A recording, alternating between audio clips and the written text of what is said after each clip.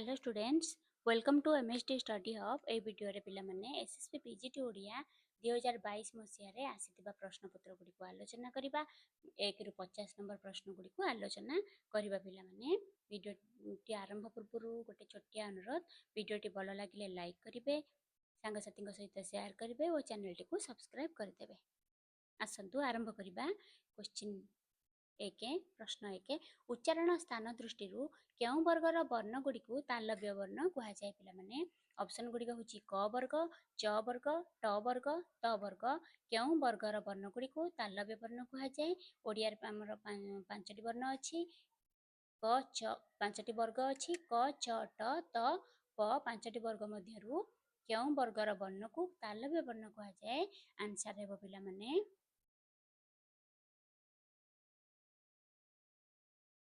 च वर्गर वर्ण गुड़ी को तालव्य वर्ण कहुए।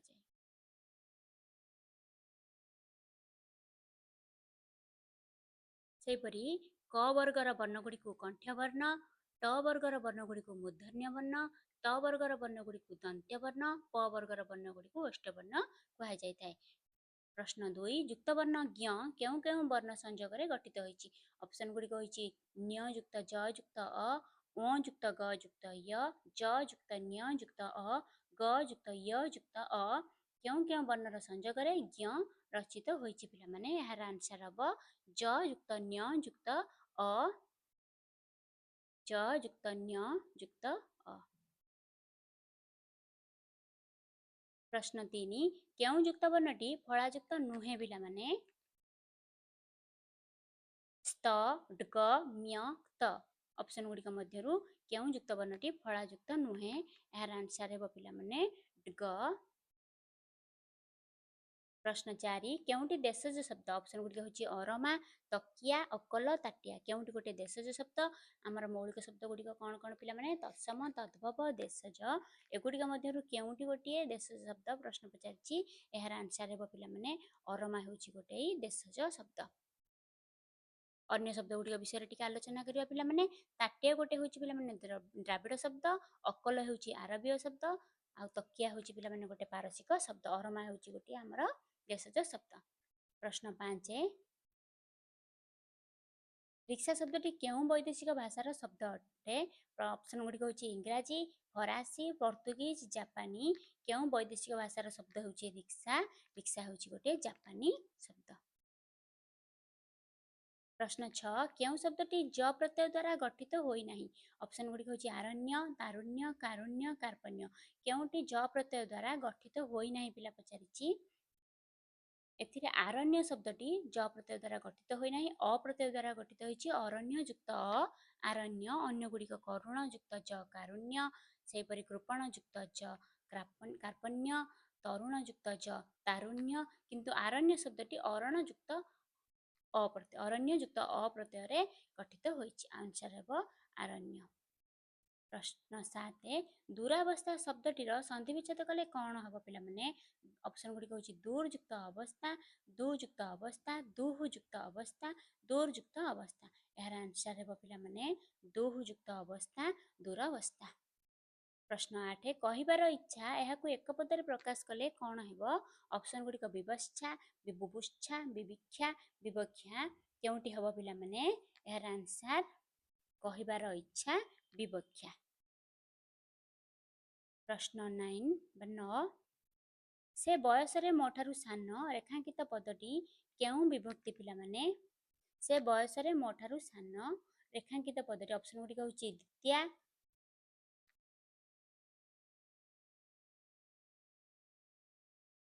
ऑप्शन गुड़ी होची पिला माने द्वितीया, तृतीया, पंचमी, सप्तमी रे द्वारा मानक द्वारा हेले पिला माने तृतीय विभक्ति होई थाए। यार आंसर हबो तृतीय विभक्ति। संपद काले सर्वे सखा रेखांकित पदटी क्यों कारक पिला माने? एटारे कारक पचारिची संपद काले काले काल रे एटारे सप्तमी विभक्ति होईची ओ कारक पचारिची पिला माने क्यों कारक होईची पिला माने अधिकरण कारक होईची। प्रश्न 11 गधटी गीत गाउची यह वाक्य नुहे काहेकि यह वाक्य नुहे पिला माने? एठारे गधटी गीत गाउची वाक्यर लक्षण गुड़ी कौन कौन पिला माने? ବାକ୍ୟର ଲକ୍ଷଣ ହେଉଛି ଯୋଗ୍ୟତା, ଆସକ୍ତି, ଆକାଂକ୍ଷା। ଏଠାରେ ଗଧଟିର ଯୋଗ୍ୟତା ଅଭାବ ହେତୁ ଏହା ବାକ୍ୟ ନୁହେଁ, କାହିଁକିନା ଗଧଟିର ଗୀତ ଗାଇବାର ଯୋଗ୍ୟତା ନାହିଁ ପିଲାମାନେ, ଯୋଗ୍ୟତା ଅଭାବରୁ ଏହା ଗୋଟିଏ ବାକ୍ୟ ନୁହେଁ। ପ୍ରଶ୍ନ 12, ମୁଁ ରାସ୍ତାରେ ଯାଉ ଯାଉ ପଡ଼ିଗଲି। ଏହା କେଉଁ ପ୍ରକାରର ବାକ୍ୟ? ଜଟିଳ, ଯୌଗିକ, ସରଳ, ମିଶ୍ର। ଅପସନ୍ ଗୁଡ଼ିକ ମଧ୍ୟରୁ ମୁଁ ରାସ୍ତାରେ ଯାଉ ଯାଉ ପଡ଼ିଗଲି, ଏହା ଗୋଟିଏ ପିଲାମାନେ ସରଳ ବାକ୍ୟ। ସରଳ ବାକ୍ୟର ସଂଜ୍ଞା କ'ଣ ପିଲାମାନେ? ଯେଉଁ ବାକ୍ୟରେ ଗୋଟିଏ ମାତ୍ର ସମାପିକା କ୍ରିୟା ଥାଏ ତାହା ସରଳ ବାକ୍ୟ। ପ୍ରଶ୍ନ 13, 3 13 କରିବା, ଏହି ରୂଢ଼ିଟିର ଅର୍ଥ କ'ଣ ପିଲାମାନେ? ଅପସନ୍ ଗୁଡ଼ିକ ହେଉଛି ପ୍ରଚାର କରିବା, ସର୍ବନାଶ ଘଟାଇବା, ଟାଣ ଭାଙ୍ଗିଦେବା, ଠକିବା। 3 କୁ 13 କରିବା ରୂଢ଼ିଟିର ଅର୍ଥ ହେଉଛି ପିଲାମାନେ ଠକିବା ଏହାର ଅର୍ଥ। ଅନ୍ଧର ଲଉଡ଼ି ରୂଢ଼ିଟିର କେଉଁ ଅର୍ଥରେ ବ୍ୟବହୃତ ପିଲାମାନେ? ଅପସନ୍ ଗୁଡ଼ିକ ହେଉଛି ଅତି ପ୍ରିୟ, ଅସହାୟର ସାହା, କ୍ଷୀଣ ଆଶ୍ରୟ, ପସନ୍ଦ କରିବା। ଅନ୍ଧର ଲଉଡ଼ି ରୂଢ଼ିଟିର ଅର୍ଥ ହେଉଛି ପିଲାମାନେ ଅସହାୟର ସାହା। ପ୍ରଶ୍ନ 15,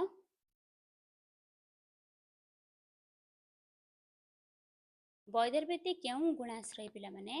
ବୈଦର ପ୍ରୀତି କେଉଁ ଗୁଣକୁ ଆଶ୍ରୟ କରିଛି ପିଲାମାନେ?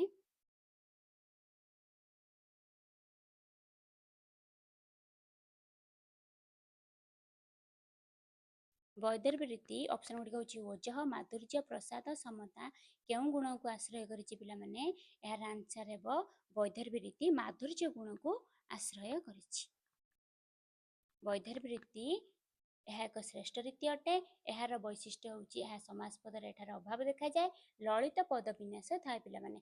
କରୁଣ, ଶାନ୍ତ, ଶୃଙ୍ଗାର ରସରେ ଅଭିବ୍ୟଞ୍ଜକ ହେଉଛି ବୈଦର୍ଭୀ ରୀତି। ପ୍ରଶ୍ନ 16, ଅଭିନବ ଗୁପ୍ତଙ୍କ ମତ ଅନୁସାରେ ରସସୂତ୍ରତ ନିଷ୍ପତ୍ତି ଶବ୍ଦର ଅର୍ଥ କ'ଣ? ଅଭିନବ ଗୁପ୍ତ ପିଲାମାନେ ଅଭିବ୍ୟକ୍ତିବାଦର ପ୍ରବକ୍ତା ଥିଲେ। ସେହିପରି ଉତ୍ପତ୍ତି, ଅନୁମତିବାଦ, ଭୁକ୍ତିବାଦ ପିଲାମାନେ କିଏ ପ୍ରବକ୍ତା? କମେଣ୍ଟରେ ଜଣାଇବେ। ଅଭିନବ ଗୁପ୍ତଙ୍କ ମତ ଅନୁସାରେ ରସସୂତ୍ରତ ନିଷ୍ପତ୍ତି ଶବ୍ଦର ଅର୍ଥ ହେଉଛି ପିଲାମାନେ ଅଭିବ୍ୟକ୍ତି।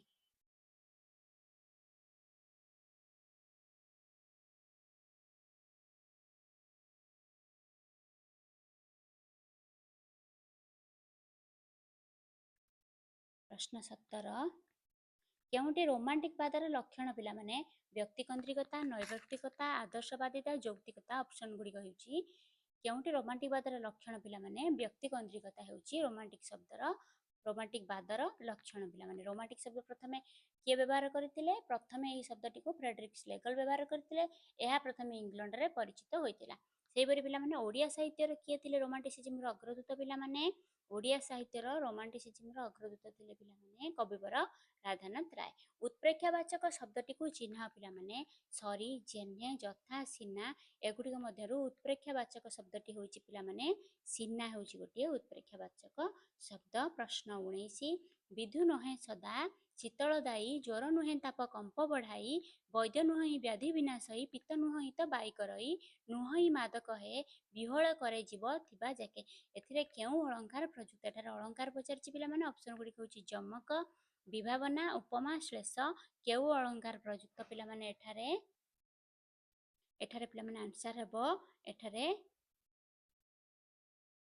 ବିଭାବନା ଅଳଙ୍କାର ପ୍ରଯୁକ୍ତ ପିଲାମାନେ। ବିଭାବନା ଅଳଙ୍କାରର ସଂଜ୍ଞା କ'ଣ ପିଲାମାନେ? ବିଭାବନା ଗୋଟିଏ ହେଉଛି ଅର୍ଥ ଅଳଙ୍କାର, ଯେଉଁଠାରେ କାରଣ ନଥିବ, କାରଣ ନଥାଇ କାର୍ଯ୍ୟର ଉତ୍ପତ୍ତି ଘଟୁଥିଲେ ସେଠାରେ ବିଭାବନା ଅଳଙ୍କାର ହୁଏ ପିଲାମାନେ।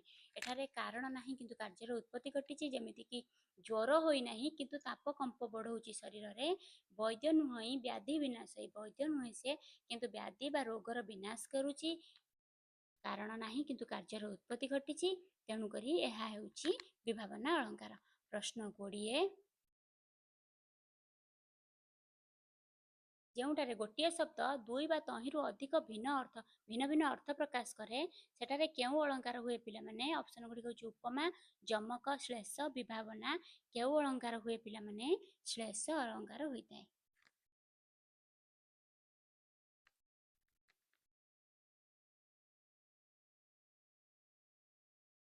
ପ୍ରଶ୍ନ 21, ଓଡ଼ିଆ ଲୋକଗୀତ କାହାଣୀର ଲେଖକ କିଏ ପିଲାମାନେ? ଅପସନ୍ ଗୁଡ଼ିକ କୁଞ୍ଜ ବିହାରୀ ଦାସ, ଚକ୍ରଧର ମହାପାତ୍ର, ଗୋପାଳ ଚନ୍ଦ୍ର ପ୍ରହରାଜ, ଶ୍ୟାମସୁନ୍ଦର ମହାପାତ୍ର। କିଏ? ଓଡ଼ିଆ ଲୋକଗୀତ କାହାଣୀ ହେଉଛି ଗୋଟେ ପିଲାମାନେ ଶୀର୍ଷକ ଗବେଷଣା ନିବନ୍ଧ ଅଟେ। ଏହାର ରଚୟିତା ହେଉଛନ୍ତି ପିଲାମାନେ କୁଞ୍ଜ ବିହାରୀ ଦାସ। ଏହାର ରଚୟିତା ଏହା 1954 ରଚନା କରାଯାଇଥିଲା ପିଲାମାନେ। 1954 ଏହା ରଚିତ, 1958 ଏହା ପ୍ରକାଶିତ ହୋଇଥିଲା ପିଲାମାନେ। କ୍ୱେଶ୍ଚିନ୍ 22 ପିଲାମାନେ,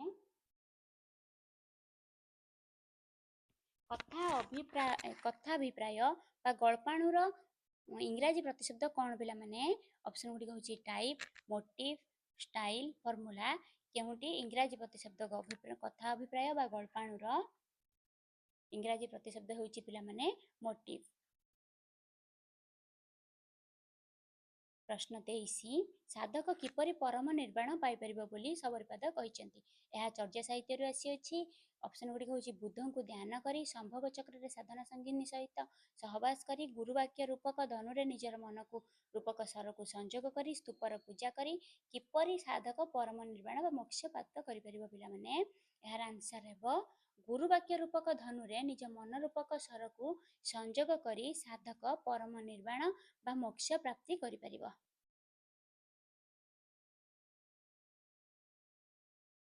କ୍ୱେଶ୍ଚିନ୍ 24, ଏଡ଼ି ଏବ ଛାନ୍ଦକ ବାନ୍ଧ କରଣ କପଟରେ ଆସ ଏ ପଦର ଅର୍ଥ କ'ଣ? ଏହା ଏକ ଚର୍ଯ୍ୟା ସାହିତ୍ୟର ପ୍ରଶ୍ନ। ଏ ପ୍ରଶ୍ନ ବି ଚର୍ଯ୍ୟା ସାହିତ୍ୟରୁ ଆସିଅଛି ପିଲାମାନେ।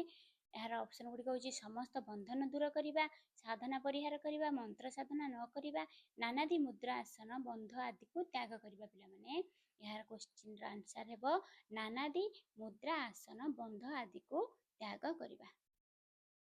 ପ୍ରଶ୍ନ 25, କାହ୍ନୁପାଦଙ୍କ ଡୋମ୍ବି ଚର୍ଯ୍ୟାରେ ଡୋମ୍ବିର ଅନ୍ତର୍ନିହିତ ଅର୍ଥ କ'ଣ ପିଲାମାନେ? ଚର୍ଯ୍ୟା ସାହିତ୍ୟର ଅନ୍ତର୍ନିହିତ ଦୁଇଟି ଅର୍ଥ ଥାଏ ପିଲାମାନେ। ଏଠାରେ ଅନ୍ତର୍ନିହିତ ଅର୍ଥ ପଚାରିଛି। ଡୋମ୍ବିର ଅନ୍ତର୍ନିହିତ ଅର୍ଥ ପିଲାମାନେ କୁଣ୍ଡଳିନୀ ହେଉଛି ଡୋମ୍ବିର ଅନ୍ତର୍ନିହିତ ଅର୍ଥ। ପ୍ରଶ୍ନ 26, କେଉଁ ଦିନଠାରୁ କଳିଯୁଗ ପ୍ରବେଶ ହୋଇଛି ବୋଲି ସହଦେବ କହିଛନ୍ତି? ଅପସନ୍ ଗୁଡ଼ିକ ହେଉଛି ସୁରେଶ୍ୱର, ବ୍ରାହ୍ମଣ ଓ କିରିଶାଣ। କଳିଦିନରୁ ଯେଉଁଦିନ କୃଷ୍ଣ ଦୂତ ହୋଇଗଲେ ହସ୍ତିନାପୁରକୁ, ମହାଭାରତ ଯୁଦ୍ଧ ସରିଲା ପରେ, କଳିକୁ ଖଟଗୋଳରେ ବାନ୍ଧି ରଖିଲା ପରେ। କେଉଁଦିନ କଳିଯୁଗ ପ୍ରବେଶ କରିଛି ପିଲାମାନେ? ଏହାର ଆନ୍ସର ହେବ ଯେଉଁଦିନ କୃଷ୍ଣ ଦୂତ ହୋଇ ହସ୍ତିନାପୁରକୁ ଯାଇଥିଲେ ସେବେଠାରୁ କଳିଯୁଗ ପ୍ରବେଶ କରିଛି। ପ୍ରଶ୍ନ 27, ଅର୍ଜୁନ କେଉଁ ଫାଶରେ କାଳ ବିକଳାନ୍ତକୁ ବାନ୍ଧି ରଖିଥିଲେ ପିଲାମାନେ? ଅପସନ୍ ଗୁଡ଼ିକ କାଳଫାଶ, ବଜ୍ରଫାଶ, ନାଗଫାଶ, ମନ୍ତ୍ରଫାଶ। କେଉଁ ଫାଶରେ ଅର୍ଜୁନ କାଳ ବିକଳାନ୍ତକୁ ବାନ୍ଧି ରଖିଥିଲେ? ଏହାର ଆନ୍ସର ହେବ ପିଲାମାନେ କାଳଫାଶରେ ଅର୍ଜୁନ କାଳ ବିକଳାନ୍ତକୁ ବାନ୍ଧି ରଖିଥିଲେ। ତ୍ରେତୟା ଯୁଗରେ ପ୍ରଶ୍ନ 28, ତ୍ରେତୟା ଯୁଗରେ ହିଙ୍ଗୁଳା କାହାର କୁଳବଧୂ ଥିଲେ ପିଲାମାନେ? ହିଙ୍ଗୁଳା କାହାର କୁଳବଧୂ ଥିଲେ ପିଲାମାନେ? ଅପସନ୍ ଗୁଡ଼ିକ ହେଉଛି କେତୁମାଳି, ବିଶ୍ୱାବସୁ, ହରିସାହୁ, ଧନପାଳ। କାହାର କୁଳବଧୂ ଥିଲେ ପିଲାମାନେ? ଧନପାଳର କୁଳବଧୂ ଥିଲେ।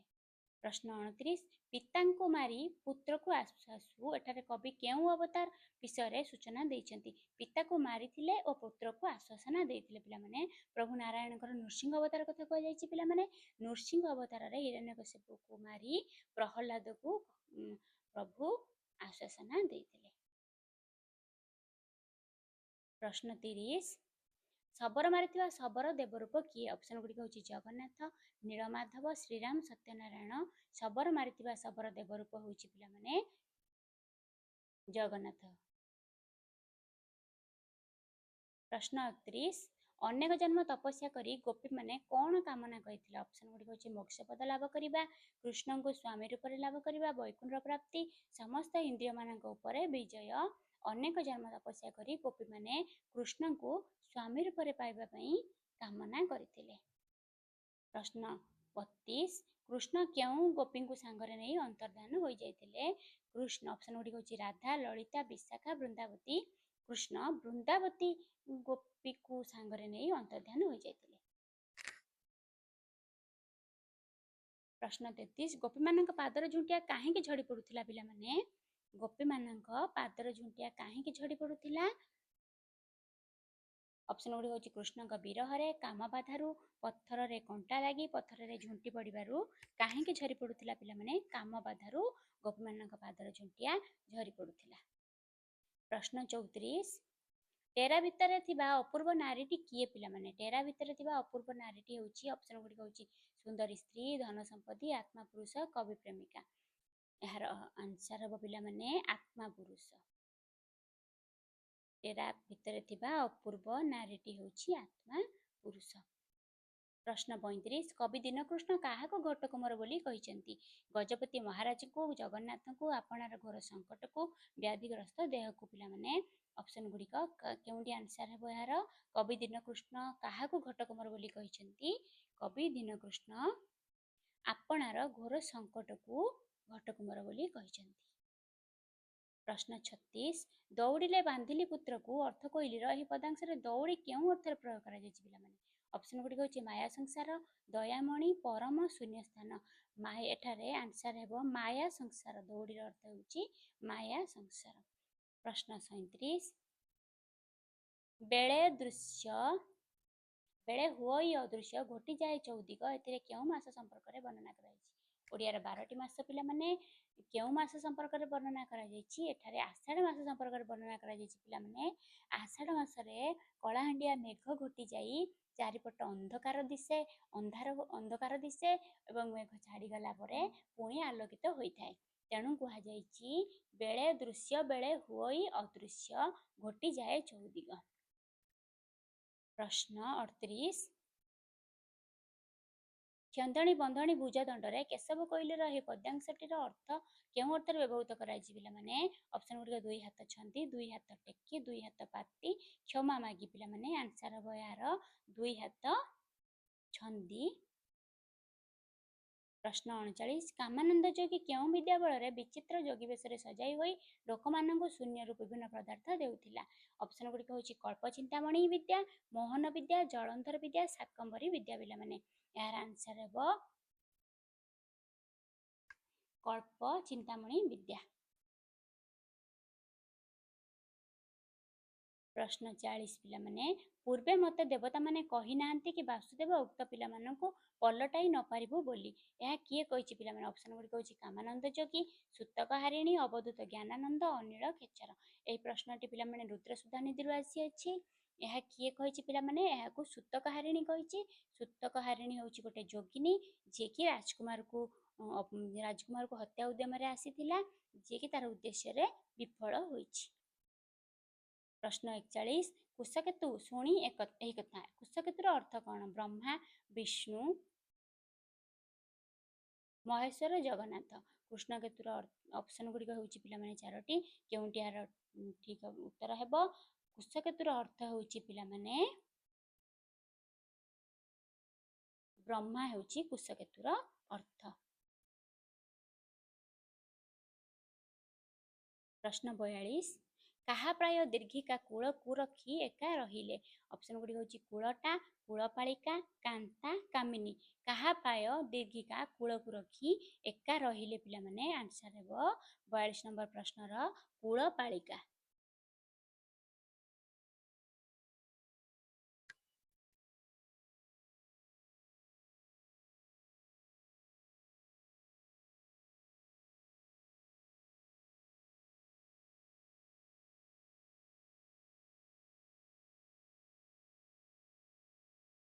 तेयालीस नंबर प्रश्न कवित्व बनितार उपमाता किए ऑप्शन गुडी होची कवि रसिक नेता कुमती गुआर कहिबा लोक कवित्व बनितार उपमाता होची पिला माने कहिबा लोक होची कवित्व बनितार उपमाता।